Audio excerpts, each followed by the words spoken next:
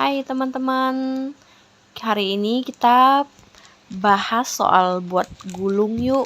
Ini saya buat gulung ekonomis, cuma 3 telur, satu rollnya. Ini tuh teksturnya lembut sekali.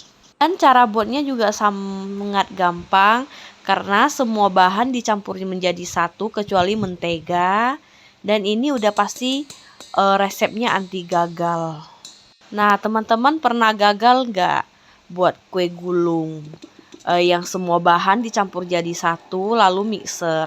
Yang perlu teman-teman perhatiin itu mixernya ya, karena kalau buat roll cake yang all in one seperti ini, kecepatan mixernya itu harus yang bener-bener yang laju banget, nggak bisa yang lambat. Mixer itu kan ada beberapa merek dan juga beberapa tipe.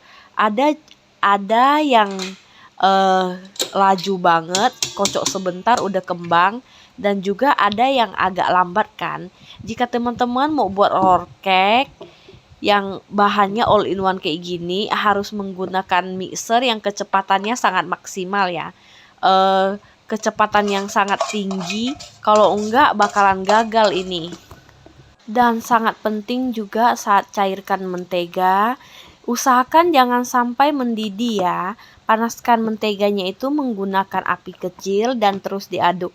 Setelah 70% menteganya ini cair, langsung matikan api kompor terus diaduk, maka dia akan mencair semua. Nah, saat pemanggangan juga sangat penting. Kalau panggang kue gulung itu harus menggunakan api yang besar. Suhunya kira-kira sama seperti saat kita panggang kue lapis legit. Dipanggangnya waktunya nggak bisa lebih dari 30 menit ya. Maksimal itu 25 menit udah harus keluar dari oven. Supaya saat digulung kuenya tidak menempel di kertas. Teman-teman harus panggang bagian permukaannya ini agak kecoklatan ya, supaya saat kita gulung itu tidak menempel. Kalau panggangnya kurang coklat itu biasa dia suka menempel di kertas untuk bagian permukaan atasnya. Maka untuk kenalin suhu oven sendiri dan juga mixer sendiri ini sangat penting. Kadang kan kita bingung, kok orang buat bisa berhasil, kenapa kita gagal? Yang perlu kita perhatiin itu saat mengocok atau juga alat-alatnya kita.